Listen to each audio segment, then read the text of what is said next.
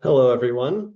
Welcome to the ACS Data Users Conference and our session on combining ACS with other survey and administrative data.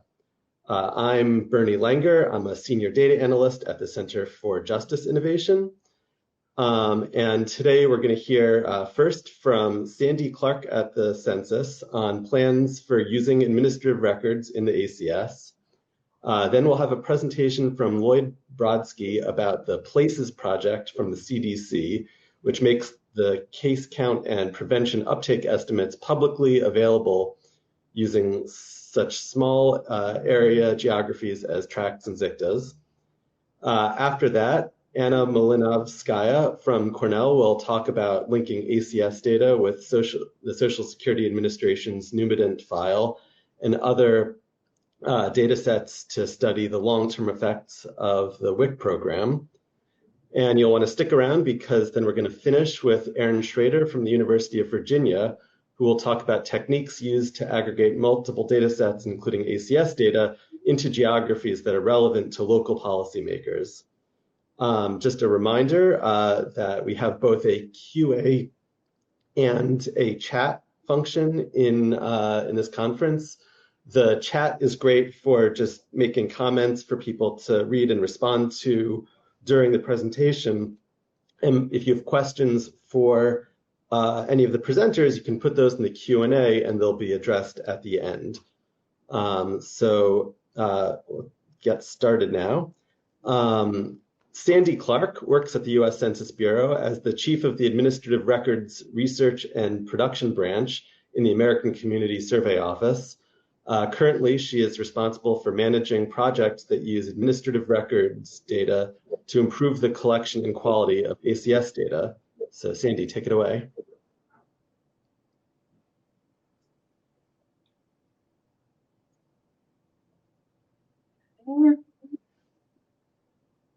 Second. Okay. So, can you guys see my screen? Great. Yes. Okay. So good afternoon, everyone. My name is Sandy Clark, and I work at the American Community Survey Office at Census. And for the last 23 years, I've worked on the ACS, and currently I coordinate efforts and research efforts to use administrative records in the ACS and to implement successful research methods into the annual production process. So yesterday, you heard Eli Poehler mention ways we are using administrative records in the ACS.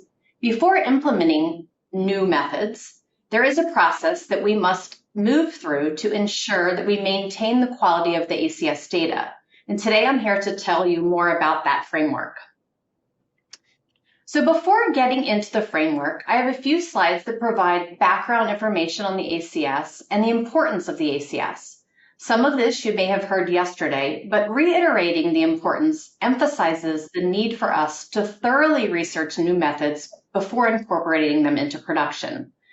So the ACS data are collected via the internet, paper questionnaire, telephone questionnaire assistance, and personal interviews. The first three response modes are part of our self-response phase that lasts for 2 months. Then, during the third month, we follow up with a subsample of non-respondents through personal interviews conducted by field staff. Self-responses are also accepted throughout that last month. The ACS surveys 3.5 million addresses every year. The survey covers over 40 topics and supports over 300 evidence-based federal government uses and countless non-federal uses. Businesses, communities, and local governments use the survey estimates to make vital decisions about things like where to locate health clinics, schools, and libraries. ACS estimates can also be useful for community planners to identify transportation needs or businesses to identify goods and services that could be they could provide to customers. These are just a few examples of the ACS many uses. The ACS is designed to produce critical information at small areas and small population groups that were once previously collected every 10 years as part of this decennial long form. With the introduction of the ACS, communities and businesses receive more current data. The census questionnaire sent to all residents every 10 years has been significantly shortened. We release 3 different sets of estimates each year in the form of 1-year and 5-year period data sets, as well as 1-year supplemental estimates. The ACS is the nation's most current, reliable, and accessible data source on more than 40 different topics. It captures data on topics that include social, economic, demographic, and housing characteristics. The ACS has a robust research program underway to identify which of these topics can benefit from administrative records. So what are administrative records, which I'll also refer to sometimes as ADREC or AR? Administrative records data are different from data collected for statistical purposes, like the data we collect from the various surveys administered by the Census Bureau. The Census Bureau partners with other government agencies, federal, tribal, state, and local, along with third-party vendors to obtain administrative records data, which are necessary for agencies to administer programs or provide services, or in the case of the IRS, to collect taxes. Some examples of where ADREC data come from are data collected from government forms where we fill out for Social Security benefits, for filing taxes, getting a work permit, or a driver's license. Some examples of ADREC data that do not come from forms filled out for government programs would be UAA data or NICSI codes that we receive from the United States Postal Service. UAAs are addresses that get mail returned back to the post office because they are undeliverable as addressed, or UAA. NICSI codes are the codes for reasons why addresses are undeliverable. Sometimes ADREC data is purchased from third-party vendors. An example of that would be lot size data that we purchase and use to replace the acreage question on the ACS. So why should we use ADREC data to help the ACS? First, you heard a bit about this yesterday, Title 13. That requires us to use existing information that has already been collected by other government agencies whenever possible, instead of asking such information directly from the public. The Census Bureau is allowed to use these data for statistical purposes, as opposed to enforcement purposes or to decide on eligibility for a benefit. In addition to this legal obligation to use ADREC data, research has shown that using AR can reduce respondent burden and improve the quality of the ACS data. So my next few slides cover the research framework used to evaluate ADREC data for use for things such as respondent burden and data quality improvements. We have developed a framework to identify stages or gates that we need to pass through as we move through research and into production implementation. This slide shows the gates to implementation. There are 6 gates organized in 3 main phases: exploration, simulation, and implementation. During phase 1, census researchers review the availability of ADREC data, conduct a thorough evaluation or fitness for use test of these data, and determine the best path for its use in the ACS. The path could be direct substitution to replace survey questions, an adaptive approach to modify automated instruments, or just to fill in for missing data. During phase 2, ACS staff and subject matter experts simulate the use of the ADREC data in our production process by running it through our edits and other processes. And then we present findings to governing boards and management and other stakeholders for approval. Finally, in phase 3, ACS production staff, in conjunction with those in the first 2 phases, implement the approved methods into production. So my next slides walk us through the first 4 gates in more detail. When first considering ADREC data usage for the ACS, we must determine what is the federally mandated use of these data. What is the ACS product that we're going to release to the public? And what is the level of geography needed to release that product? Then we consider if there is available ADREC data for the topic. If so, what is the source of that data? What are the years that are available? And what geographic level can you get it? And then we look deeper into the type of agreement contract necessary. So what will the annual cost be to purchase the data, and can the program afford it? What will the delivery frequency be, and how would the data be linked to the ACS sample? This slide describes what we consider when we are evaluating whether an AdRec data source is a good fit for the ACS. So because we publish data at small geographic levels, we need to determine whether the AdRec data is available at that level. So do we have enough coverage? Then we determine how well the data link to the ACS sample. We look at the conceptual alignment. So does the AdRec data that the question that we're asking, the concept of that question match with the administrative data concept that is available? We also look at temporal alignment. So we publish our statistics annually. So do the AdRec data need to be available at the frequency that line up with our production schedule? And also the question itself, like the reference period in the question, should line up with the data available. The ACS can never publish data when an individual or household could be easily identifiable. So we need to keep disclosure avoidance in mind when reviewing the AdRec data source. So we work with our DRB to get things approved. Lastly, since the ACS publishes annually, we need to assess the risk over time to be certain that there are no risks with contracts ending early that could make us not get the data in time to process and be ready for production. If we determine that an AdRec data source is a good fit for the ACS, we then decide the best path for using the data in our survey lifecycle. In the data collection cycle, we could use AdRec data to optimize our data collection operations. So currently, as Eli mentioned yesterday, we are using AdRec data to optimize the interviewer workload during our personal interview period. We could also use AdRec data to fully or partially replace survey questions. An example of this that Eli mentioned also yesterday was in 2024, we will be removing the acreage question from our automated instruments when we have valid AdRec data. During our data editing cycle, we could use AdRec data to impute for missings or edit or verify survey response. And then finally, we could focus our data products by using AdRec data to enhance and create more robust or innovative data products, which was also discussed in detail a bit yesterday.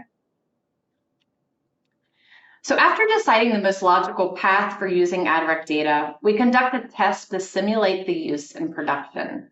This involves us creating test data sets using survey data from previous years along with the AdRec data, and running these test data sets through our edit process to produce simulated estimates. We compare these simulated estimates to final published estimates to evaluate things like, is there an effect on item non-response, response bias, or data reliability? Are there any downstream effects on other items? Do we expect an effect on data quality in our published tables and our products? So we'll create a simulated version of these products and compare them to our tables that we've already produced and released to the public.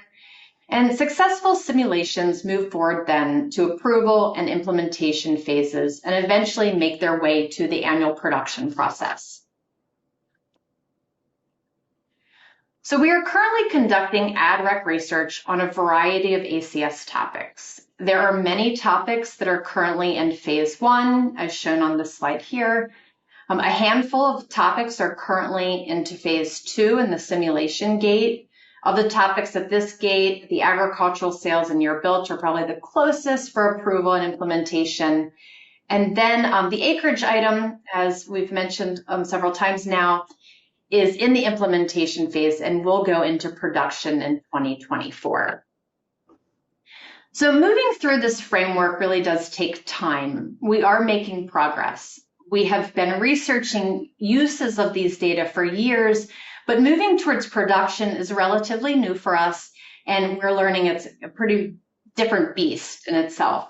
So to do this, we are starting to bring some of those silos that Amy mentioned together. We have researchers who are evaluating the data and creating models, and they're working now with production staff to automate code for daily production use.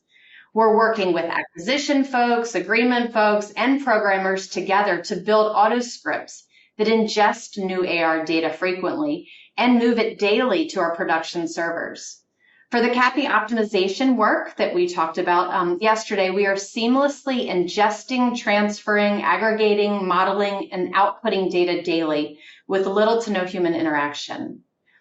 We also acknowledge that the acreage question is not maybe as appealing as topics like income, but starting with acreage has allowed us to build an infrastructure that helps us, it will help us move more quickly use AdRec data to improve other topics in the future when they are ready for production.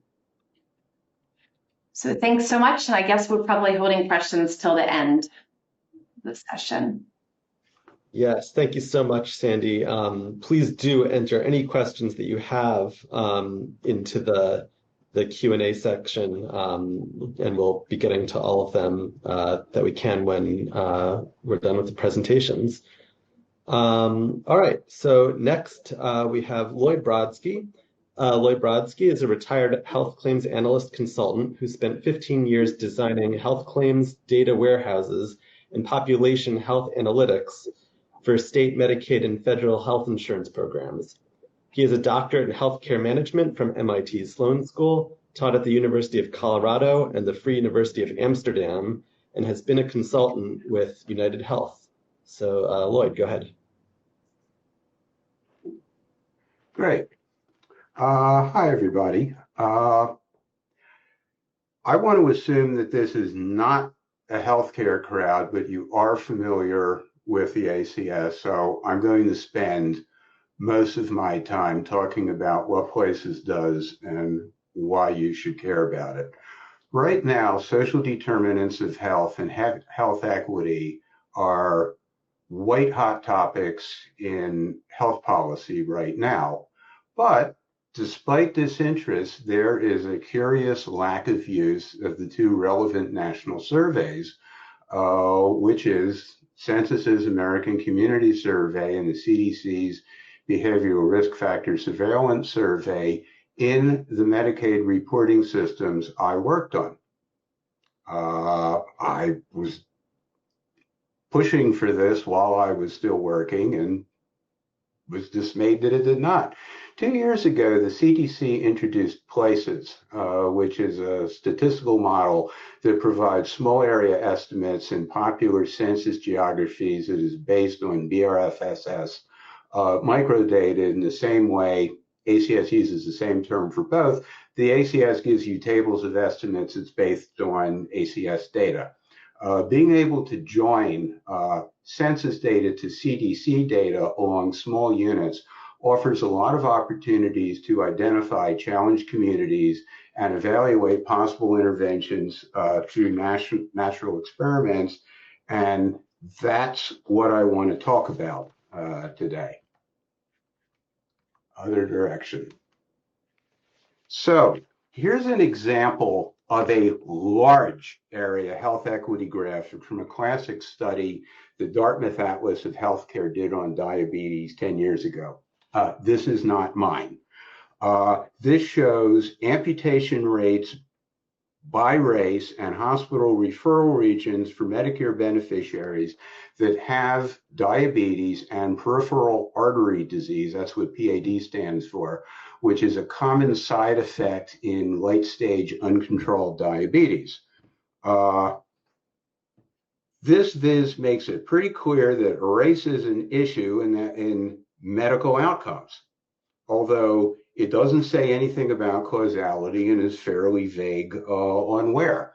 It's also probably worthwhile to point out that this is comparing rates, not the absolute number of people. And if you look at the underlying data in the report, there actually are a decent number of hospital referral regions. That, by the way, is the catchment area for a referral hospital. There are about 300 of them in the United States, where there doesn't seem to be that much of an equity problem. This is an ideal case for drill down exploratory data analysis. And if I were building this in a BI system, you'd be able to hover over one of the dots, have a data card come up that gave you more information. light up the corresponding dot for the other ethnic category to see how they compared in the same area, and enable you to drill down to smaller ethnic definitions or to smaller geographic definitions to get a sense of what was really driving the difference. Problem right now, you can't. At least you couldn't until places became available. This is because of the HIPAA privacy rule and the fact that the healthcare industry in the United States is really quite balkanized. If it were England, the National Health Service would be the insurance company that was being used by 90% of the population. It also runs like 90% of the hospitals, but it doesn't work that way here. And even this data is biased by the fact that it's Medicare data, which means it's drawing from a population that is mostly over 65, and you can also become eligible for Medicare because you're disabled.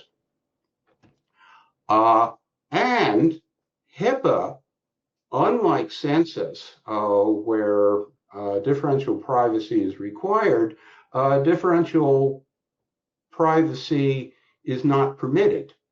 It wasn't banned either, but because of something called the HIPAA safe harbor rule, which discourages, that's why it's a safe harbor rule, it's not black and white, discourages the use of small area data, it is very, very difficult to let anybody leak small area protected health information outside of a HIPAA firewall.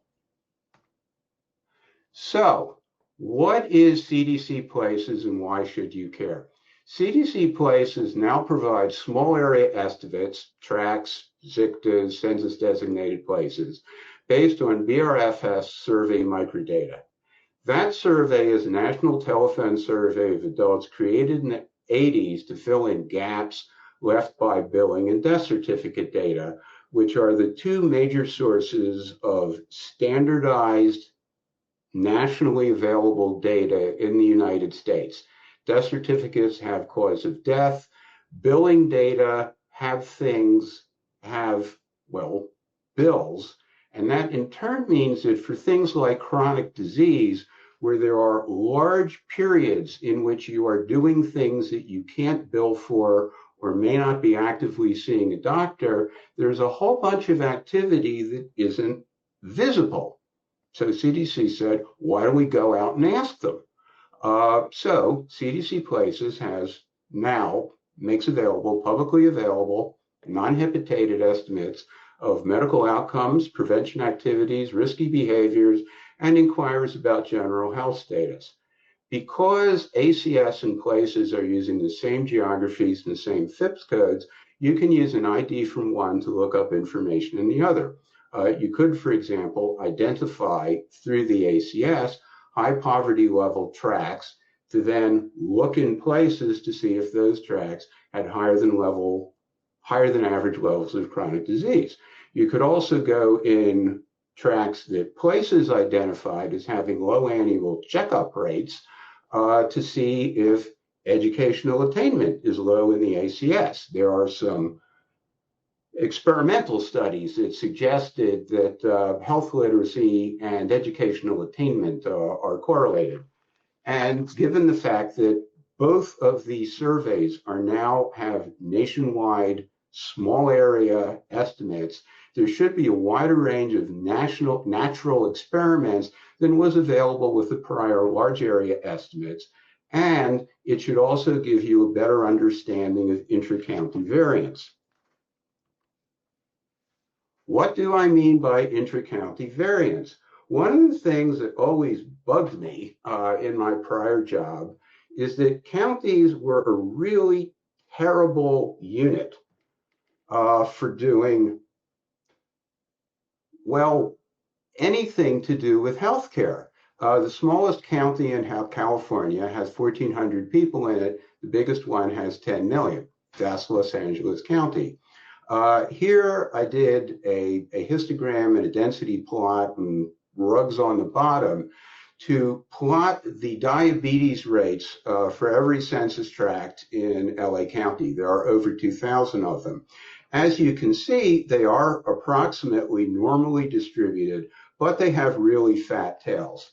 The bad one going to the right is over 6 standard deviations above the mean. The good one going to the left is more than 3 standard deviations below the mean.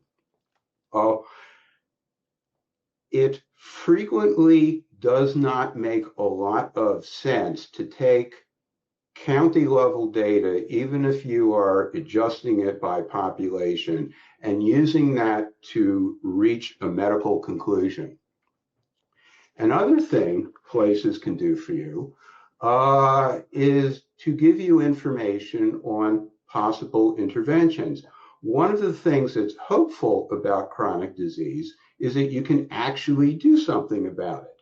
The general pattern is that there's a period when it's asymptomatic, in which if you were seeing a doctor regularly, you're likely to be diagnosed through a blood test and put on some kind of control regimen.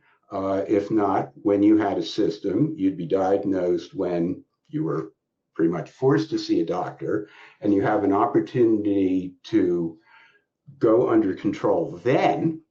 But the risk of the really bad, life-altering, horrible side effects increases with the length of uncontrolled exposure.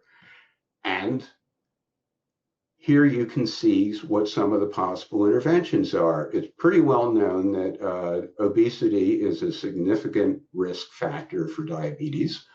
And you can see that it's linear in a wide range of that, although not the entire range.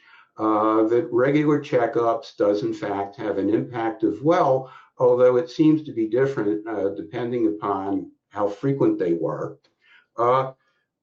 Lacking health insurance increases the level of diabetes, and so does a lack of leisure time exercise. A lot of things that you want to do after you've determined in an equity study that there is in fact a difference between groups is to come to a conclusion as to what you would like to do about it. So PLACES helps with 2 intersecting very important problems in social determinants of health.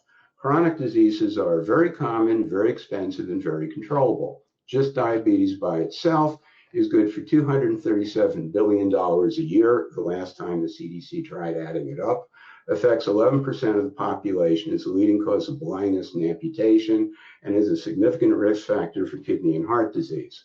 You want to avoid that.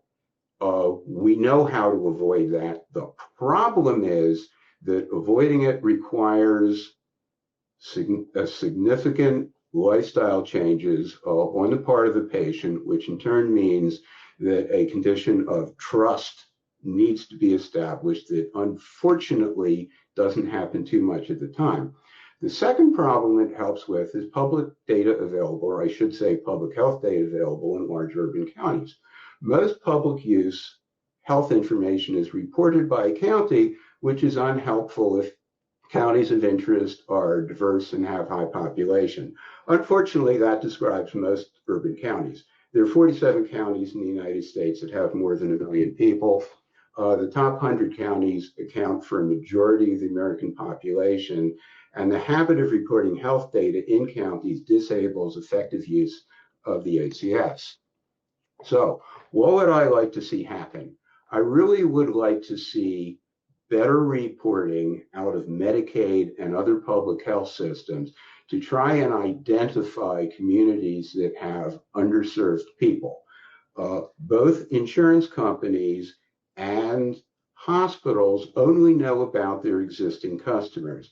PLACES can help identify areas that have above average disease prevalence and below average uptake of mitigating services. ACS can tell you about who lives in those neighborhoods. Providers and payers can use those as a denominator in outreach measures, something that doesn't currently happen. I can tell you that in my career, I have never had a Medicare client asked me to try to estimate how many people who were eligible hadn't signed up for Medicaid. And there's an opportunity of doing local risk information for the public. People care more about what happens in their own neighborhoods than in somebody else's neighborhood, and even more than in somebody else's state. I think it would be useful to help sell people in high-risk neighborhoods on what the risk is. Obviously, they live there, they're subject to the same social factors that their neighbors are. So I just want to end it. If you download the PowerPoint, I've got the URLs for where you can go for more information for this. Places' maiden webpage. CDC has a public use data portal that's running on the Socrata system, which you'll like if you're not familiar with it, for downloading or using or contacting an API. And finally, Esri was kind enough to load up Places data into ArcGIS Online.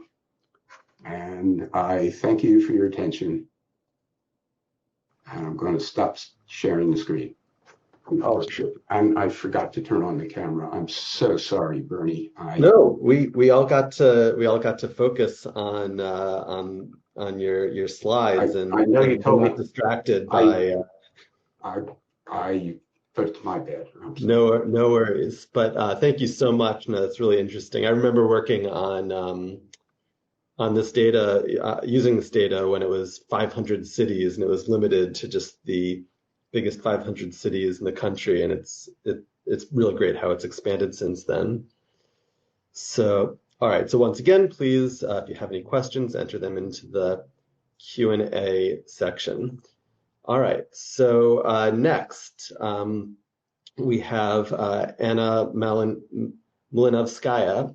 Anna is a PhD candidate at Cornell.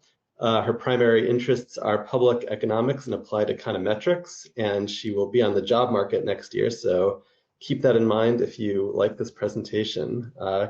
Anna, go ahead. Can you see my slides? Yes. Yes. Okay. I will be on the job market this year, but I just want to say that this is not my job market paper. Today, I'm going to talk about combining American Community Survey data with Social Security Administration's dividend file to estimate the very long-term effects of large-scale public programs, such as the WIC program. I'm going to give you a very quick overview of the literature on the WIC program. I'll describe my identification strategy, I'll talk about the data, and then I'll show you some preliminary results, but I do want to mention that this is a work in progress and not all of the results are yet available.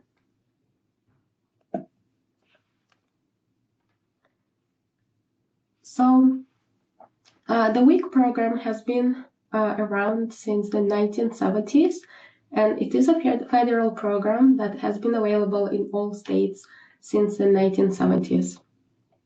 There is a lot of research on the short-term effects of the program, such as the effects of WIC on birth outcomes and infant health, but unfortunately there is no study on the very long-term effects of WIC. This is perhaps not surprising because enrollment in the WIC program is limited to pregnant women and children under 5. So that explains partially why most of the existing research focuses on the very short-term effects of the program. I want to highlight one study in this trend of literature that was very influential for this project. It's a study by Hilary Hoynes and co-authors that was published in the Journal of Public Economics in 2011, where they looked at the historical spread of the WIC program in the 1970s and estimated the effect of exposure to the WIC program during pregnancy on outcomes such as birth weight and the probability of giving birth to a low birth infant. And they found that exposure to the WIC program has really positive effects on those short-term health outcomes. At the same time, there has been very little research on academic benefits of WIC. Even though WIC is a nutritional program, it's not uncommon to expect that this would have positive effects on from the cognitive and academic perspective. But unfortunately, there are only 3 studies that I'm aware of that looked at the cognitive and academic benefits of WIC. Those studies also considered a relatively short time frame. They considered children in elementary and middle school. And again, perhaps this is not surprising because enrollment in WIC ends at age 5. But at the same time, the question I'm asking, whether enrollment in WIC has strong effects, so strong that they would persist through adulthood, is not novel. And this question has been asked for other large-scale public programs, such as the food stamps and Head Start and Medicaid. So the question by itself that I'm asking in this project is not novel, but it is new in the context of the WIC program. I also want to mention that one feature of the current research is that it's really unclear to what extent it identifies a causal relationship between participating or being exposed to the WIC program on one hand and the sort of outcomes that those studies considered on the other hand. Part of the problem here is that since WIC is a federal program that has been around since the 1970s, there is no variation across states in the availability of the program or the kinds of benefits that are provided. And so it's really hard to find even state level variation. And for this reason, most of the study designs that have been used so far are not quasi-experimental. They're mostly propensity score matching models, maternal fixed effects models, and there were only a couple of studies that tried to use a quasi-experimental design, but those studies were very limited because they exploited a policy that happened in one state, or they were limited in some other way. However, perhaps the most promising approach in this trend of literature has been used in this paper that I mentioned by Hilary Hoynes and co-authors, where they rely on the historical variation across counties and over time in the WIC geographical rollout in the 1970s. And under some assumptions, this creates a quasi-experimental design that I'm going to use in this project. The study is different in several ways from the studies that I just described. First of all, it focuses on the very long-term effects of the program that are measured around the time individuals reach high school graduation or later. It also considers a very broad range of outcomes that I'm going to list in a minute. I use 2 samples that are very large. Each of my 2 samples has over 1 million observations, and this is really novel in this strand of literature on the effects of the WIC program. And then I use 2 identification strategies, both of which are based on a quasi-experimental design under some assumptions that I'm also going to talk about next.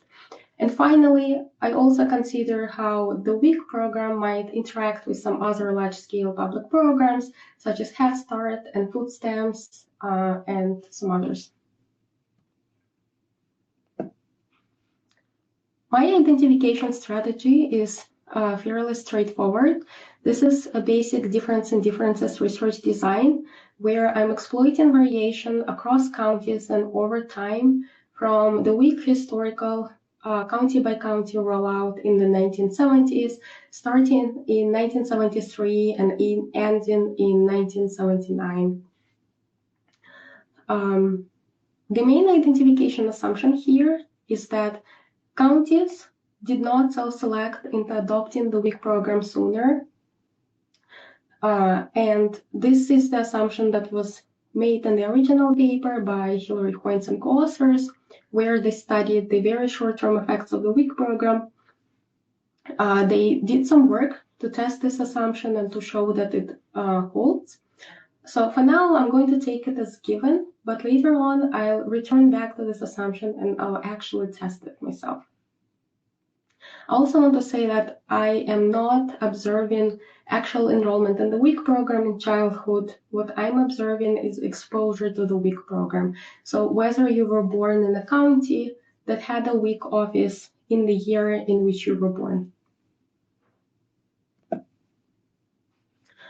Here on the left, I have the outcomes. All of these outcomes are constructed from ACS and then separately from Census 2000. They are fairly standard. The same outcomes were used by researchers who studied the very long-term effects, for example, of the food stamps program. And here on the right, I have some of my control variables. Most of my control variables are measured at the county of birth level, just to try to limit any potential selection of counties into adopting the week program sooner, even though it seems like this is not the case based on what Hillary Hoynes and co-authors found. I still try to do my best to control for all possible sources of self-selection. So I'm controlling for things like the availability of medical services and doctors at the county level in the 1970s, the rate of pregnancies and teenage pregnancies at the county level, and just things like that.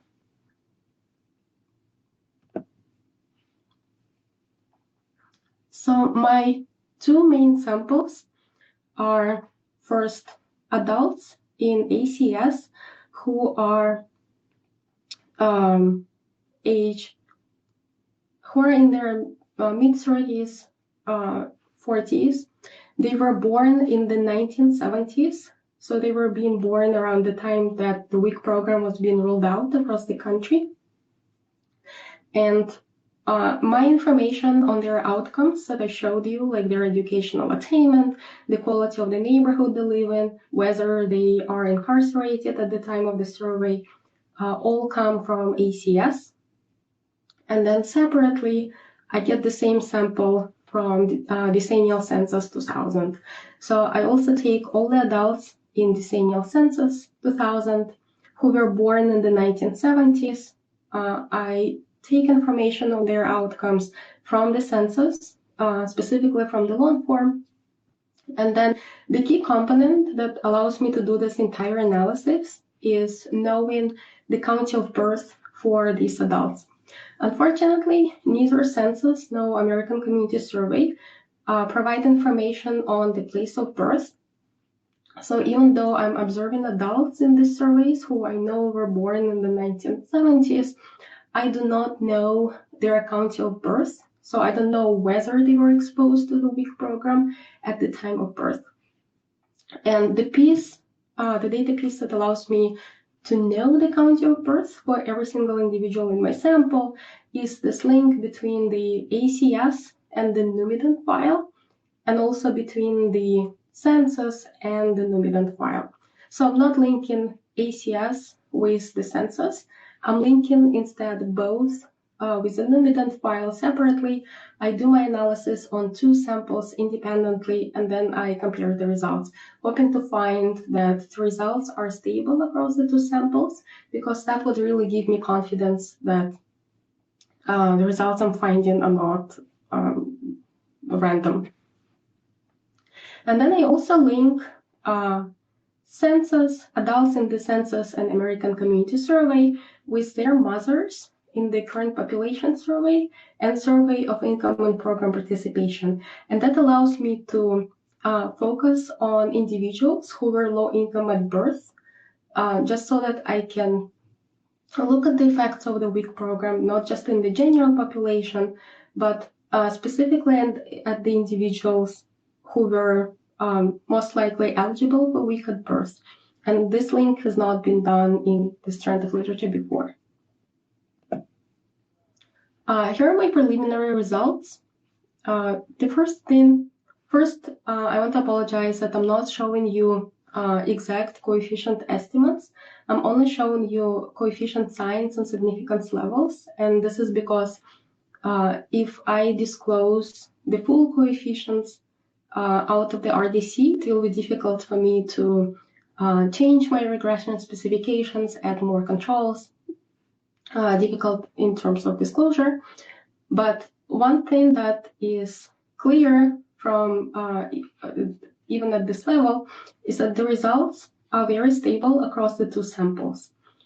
So the signs and significance levels are almost identical between the sample from the ACS and the sample from the decennial census. And this is encouraging because I'm able to cross-verify the results from two samples, doing the analysis independently on each of them. Two things stand out in terms of the results. The first thing is that it looks like the WIC program has a positive effect on the chances of high school completion and college enrollment, but it does not persist for college completion. And the second thing that is noticeable here is that this effect appears to be smaller for women and minorities. And the question you might have is, what could explain the smaller effect of the WIC program for women and minorities, if this is a standard finding in the strand of literature, and what could be going on? And I want to say that this pattern has been found in other studies of the long-term effects of large public programs. For example, there was a paper by Martha Bailey and co-authors published in AER in 2020, where they looked at the very long-term effects of the food stamps program using a very similar historical rollout of the food stamps program design, and they found exactly the same pattern. The way they explained it was that they believe that investments in early life nutrition are complementary with investments in the quality of schooling, even though the two types of investments do not happen at the same time. And they believe that because the quality of schooling for Blacks and other minorities was really low in the 1970s and 1960s when the food stamps program was being rolled out, this explains the smaller effects of the food stamps program that they found on the very long-term outcomes for Blacks and minorities. And I believe that this is something that is also going on in my paper, because I'm also using the same type of a historical design. But one thing I'm going to do in this study is I'm going to actually take this assumption one step further and actually test this hypothesis. The hypothesis that investments in early life nutrition are complementary with investments in the quality of schooling, even though the two types of investments do not happen at the same time. Anna, you have 1 more minute.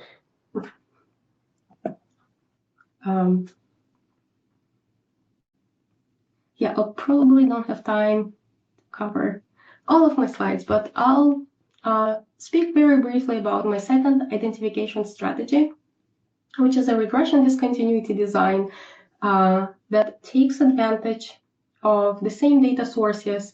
All of my outcomes are constructed from ACS and decennial census again, and I'm using exactly the same link with the Nuvident, but the difference here is that instead of using this design of weak historical rollout in the 1970s, I'm doing something else.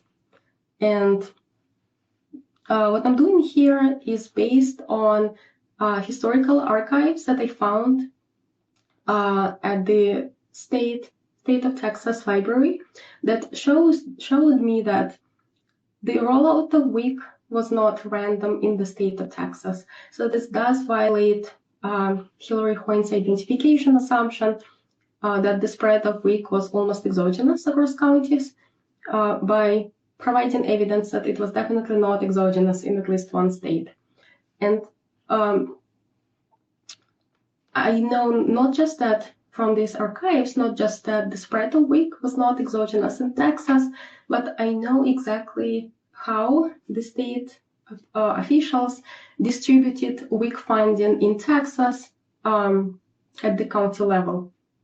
And this allows me to use a regression discontinuity design in the state of Texas to see whether the findings that I get by making this assumption that the spread of WIC was almost random with this second identification strategy and just seeing what this assumption that Hillary Hoynes made and that I took for granted in the beginning, what it means for my results if this assumption is violated.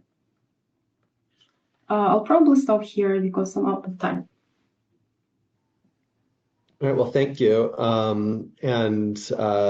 Again, if anyone has any questions, please enter them. If there's anything that you want Anna to touch on that she maybe didn't get to, please just let us know, and we'll get to it after our last presentation, which is Aaron Schrader. Dr. Aaron Schrader is a research associate professor and data scientist at the Social Decision Analytics Division of the Biocomplexity Institute at the University of Virginia. Dr. Schrader's background is in public policy and data science, and he has a specific long-term research focus on the integration and repurposing of all types of data, especially administrative data, into data sets suited to support better informed policymaking. Dr. Schrader currently leads multiple data commons projects for SDAD, including the Social Impact Data Commons, a project focused on the creation of actionable below county level data sets to support local and regional policymaking across the National Capital Region. So go ahead. Okay. I apologize, I gave you that ridiculously long introduction statement. Is my screen up? I see screen, but I see it in slide mode, not presenter mode.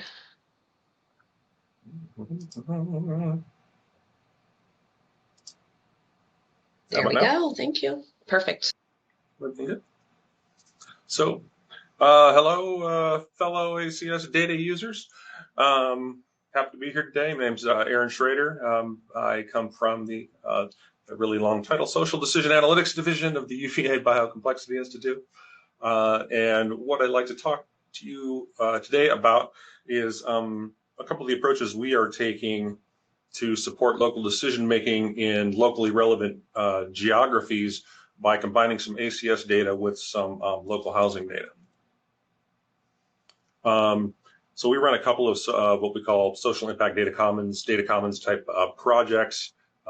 One at the for the Virginia Department of Health, but then one for the whole National Capital Region, where we are compiling all publicly available data, but also a lot of times creating new data sets that haven't been put together in certain particular ways in the past at geographies lower than county level.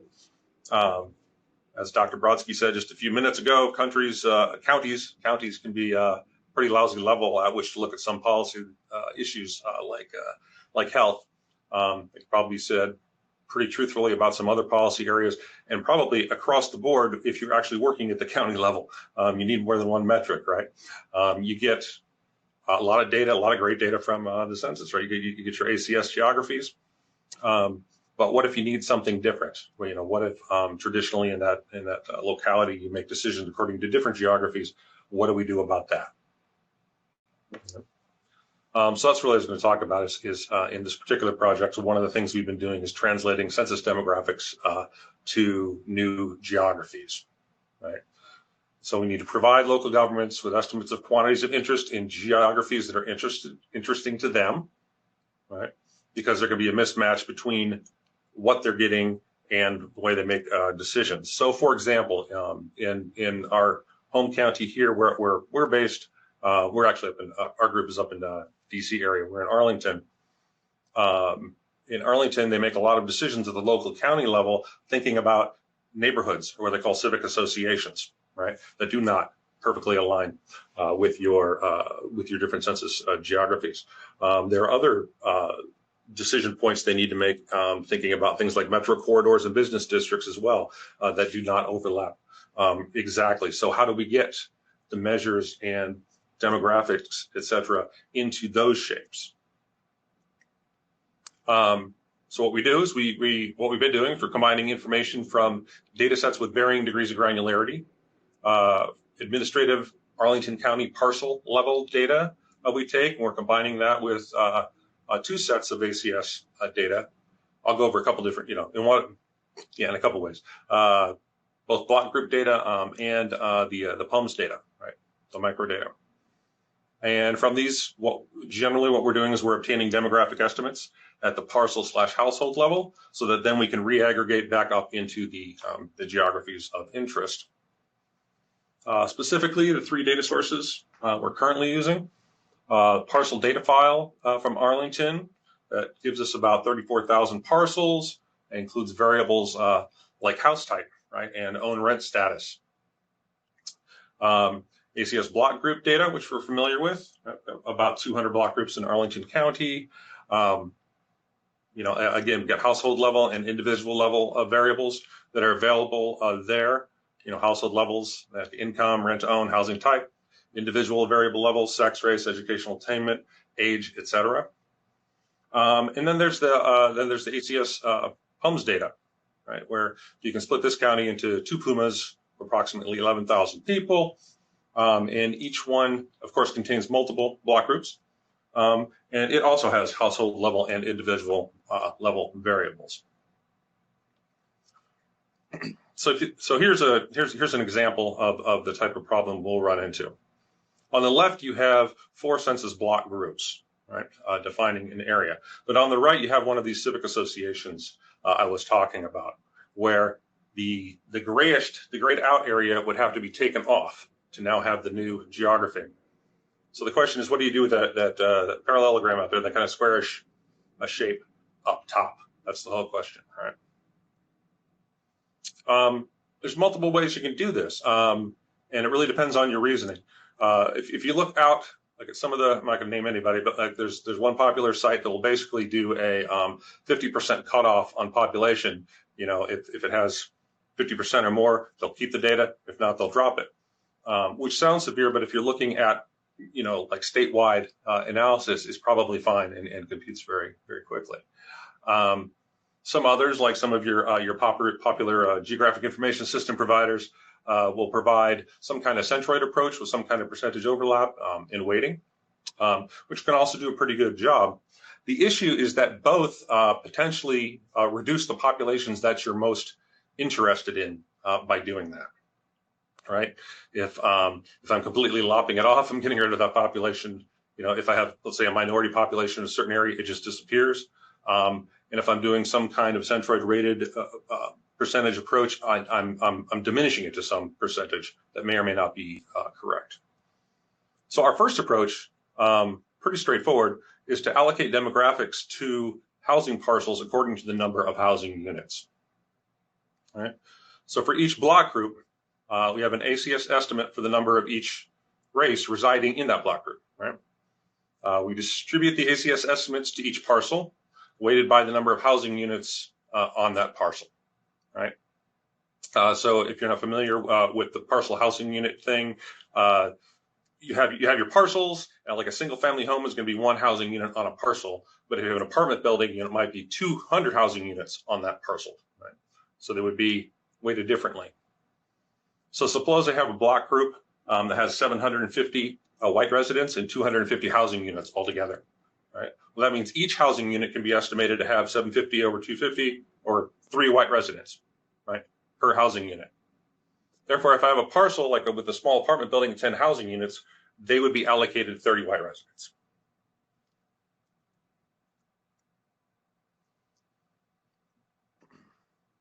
And so what you see here on the left is total units, those housing units, right, and the number. What you see on the right, though, the area that is circled, this is actually percent African American, right? So this is the area that if it had been lopped off here, right, would just be gone, or if it had been reduced by a certain percentage, would be underrepresented, right? But instead, we distribute everything out to the housing units and parcels and re-aggregate up, and we don't miss out on the fact that this is a heavily this is an apartment complex heavily populated with African Americans. So when we do this, what this enables us to do is now have some new geographies. I apologize for the small print on this. I really do. The top right picture, the map is what it's showing you is the Arlington Civic Association demographics for the percent white in 2019. So now instead of the census geography, I now have the neighborhood geography. And then we could go ahead and pair it with some measurement. So what you have down there in blue in that map is primary care physician access by these same civic associations. In this case, we're using a catchment area approach to come up with that measure. But the point is now at the local level, when they're making decisions, they can say, oh, here's this neighborhood, here's the demographics, and here's how it relates to a certain measure. Now that's great, but we knew we could do better. That was the first approach. Basically, how do we not lose information when we're trying to reaggregate to different levels? That was the first concern. Now we know there's more information out there, so we're trying to enhance it a little bit. The first enhancement is using average household size. Right? We know that different types of housing generally have different numbers of people on average. So this is where we pull in the Arlington, the PUMA data. Right? In that data, we can see the actual data shows us that the average single family house has 2.7 residents, whereas the average apartment or condo has 1.7. Right? So approach 2 then distributes ACS estimates to parcels weighting by both number of housing units and now average housing size. Right? So now you can see how we're just modifying it a little bit. Right? Where if I take that same example, where I have 750 white residents, 250 housing units, of which 150 are single family residences and 100 are apartments. Right? So now I have, using the math, 528.3 white residents are estimated to live in single family residence. Right? So each single family residence is estimated to have 3.5 white residents, whereas each apartment or condo is estimated to have 2.2 white residents. Right? So we're just tweaking, using a little bit more information to get a little bit better, a little more realistic answer. Approach 3 is what we're working on right now. Okay, so approach 1 does not account for covariant information such as house type and own rent status. Approach 2 accounts for differences in household size among single family versus other homes. But what about other things? Like we might expect that the distribution of race would differ with single family detached homes versus apartments, or for rented versus owned homes. How do we get that information in, especially when it's coming in at a different geographic level? Right? So we're using iterative proportional fitting for this part, or what sometimes called raking. Right? Or ACS block group data, it includes the marginal distribution of race for own rent status house type. Distribution of race, conditional house type, and rent own status cannot be estimated, though, directly from that block group data. However, joint distributions can be estimated using the PUMS data, right? But PUMAs are much larger and therefore not necessarily representative of the block groups. So our solution is you use this raking method to reweight the PUMS data down to the block group marginals and estimate conditional distribution of race using reweighted data. So just a general theoretical step through. Step 1, you'd calculate individual and household targets using parcel data and ACS block group data. So let's say I have a target block group that I know has 80% residents are white and 50% of households are rented. Right? I then use raking to reweight the PUMS data. Really in a 2-stage process where I'm breaking those first to the household characteristics. So here we're raking PUMS to 50% of household rents, and then we're raking again to the individual targets. Right here on 80% of residents are white. In step 3, we use reweighted PUMS data to obtain estimates of interest, so that you can say something like the paragraph at the end: among owners of single-family detached homes in the block group, 88% are estimated to be white, 7% African American, 1% American Indian, 4% Asian.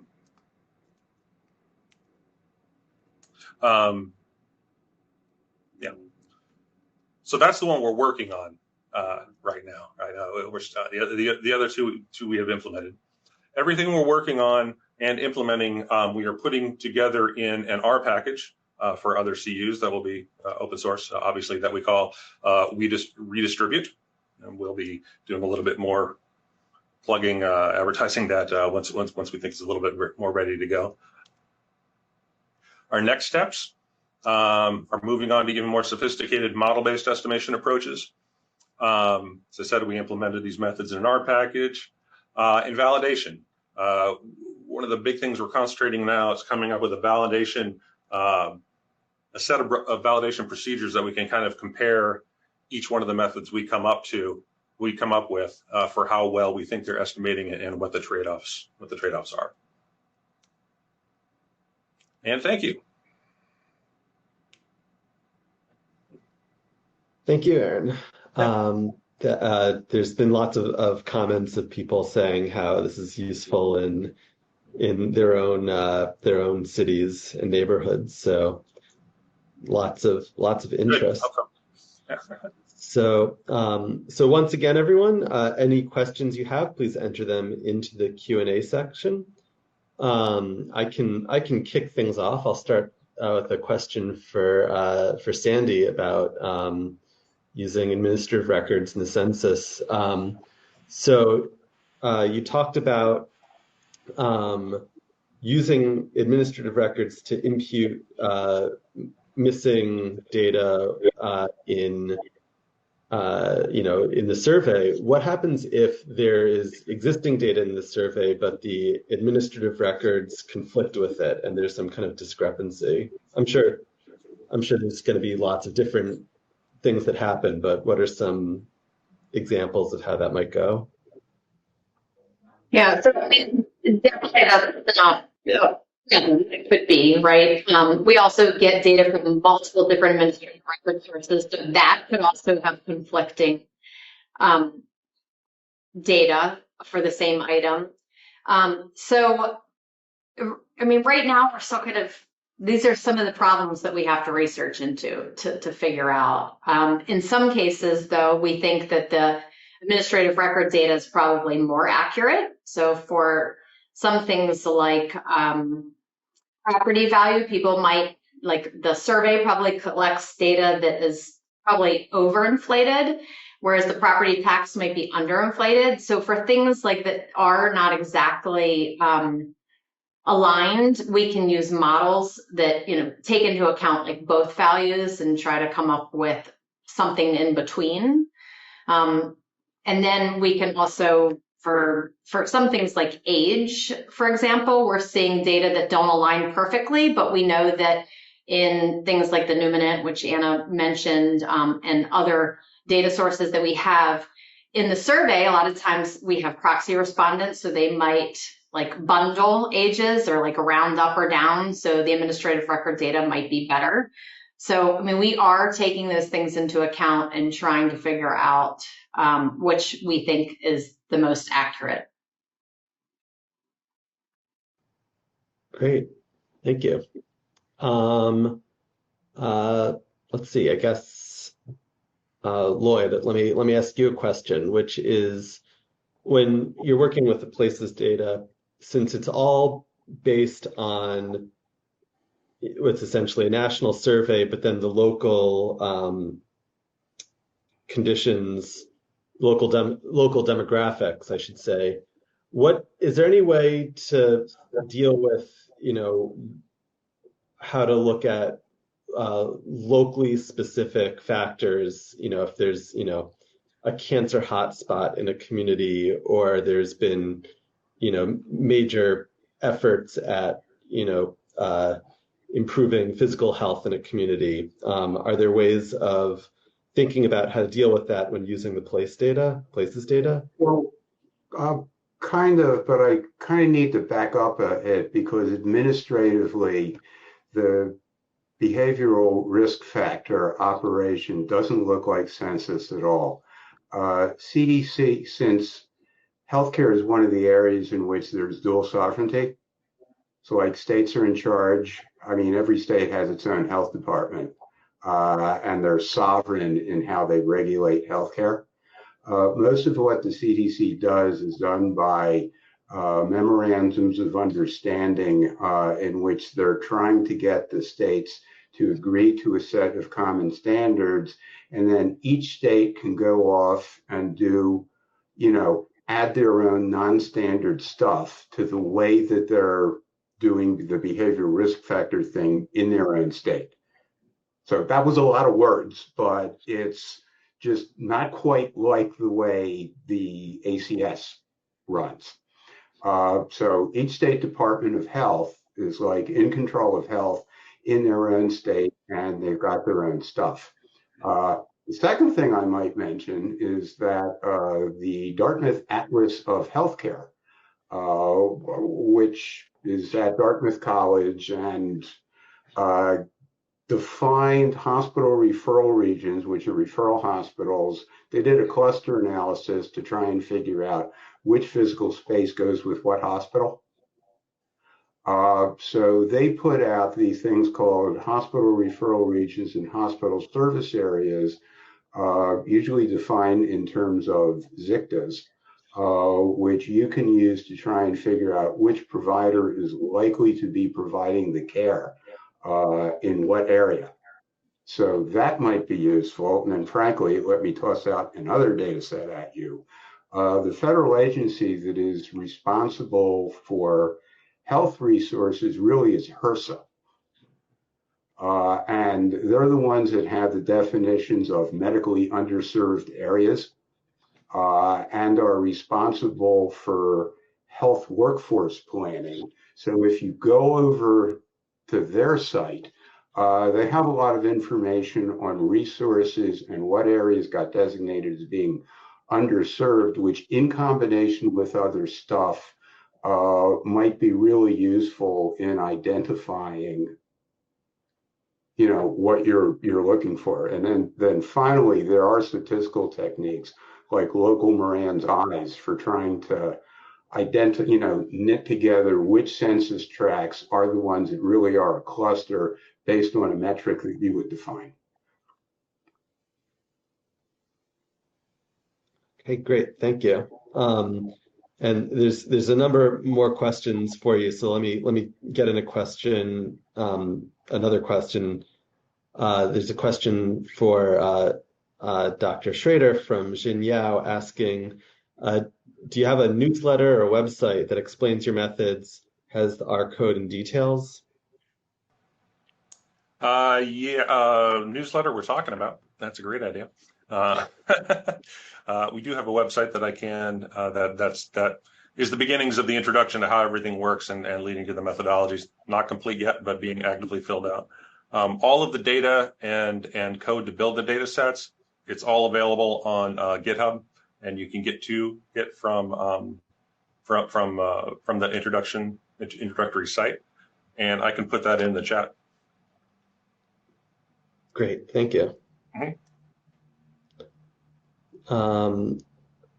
All right, so there's a question for Lloyd, which was sort of answered, but I think it's a good question, so it's worth just repeating out loud here, which has to do with the currency of the data. What is the time lag for the places data? And I know, since some of the data comes from the BERFSIS survey and some comes from ACS, how does the relationship between those interacting with each other affect the lag?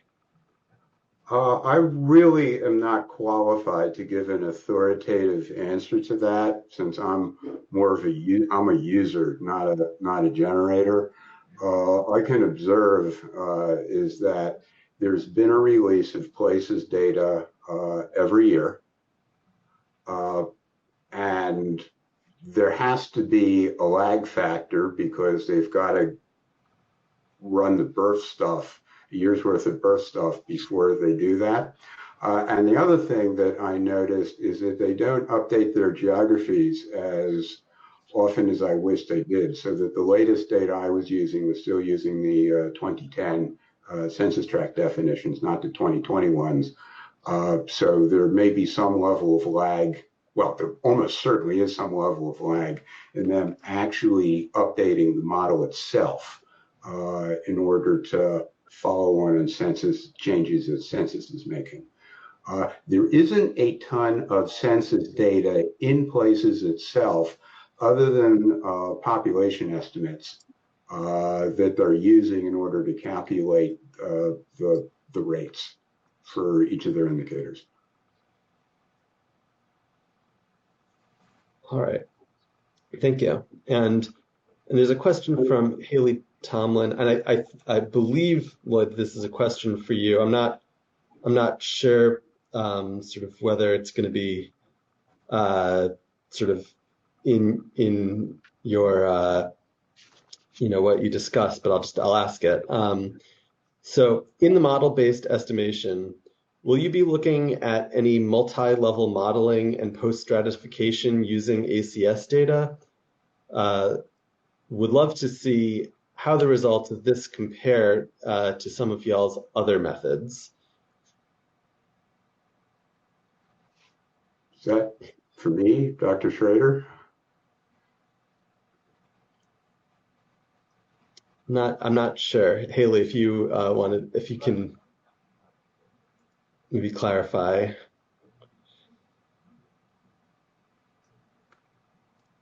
Well, all right. We'll move on from that. But I guess Aaron, I had another question for you that I had, which is, have you done any analysis of how your methods compare overall to the more blunt methods you'd mentioned, like the 50% rule? In other words, you in your example, that it clearly made a very big difference, and the outcome could be very you could deliver very bad data by using the more blunt method. But do you have a sense of, are the blunter methods good enough in a lot of cases, or is this really something that changes the data particularly often? Every method has its ideal application, right? And a lot of the blunt ones, like I said, if I'm working if I'm sitting in Richmond working at the state of Virginia level, right, very quickly reconfiguring stuff and lopping off here and there isn't going to matter much, right? At the levels of aggregation that they're dealing with. But I think it makes a big difference to not do it that way down at the local level. And anecdotally, the localities we're working with seem to agree. Not sure if that completely answers your question. No, we have not done a complete study on it yet. Perhaps we should. That might be it'll keep anyone who's lazy from being like, we'll just do it the easy way. No, True. You do that and more often than you believe, it's going to be problematic. Mm-hmm. All right, so let's see if there's any other questions.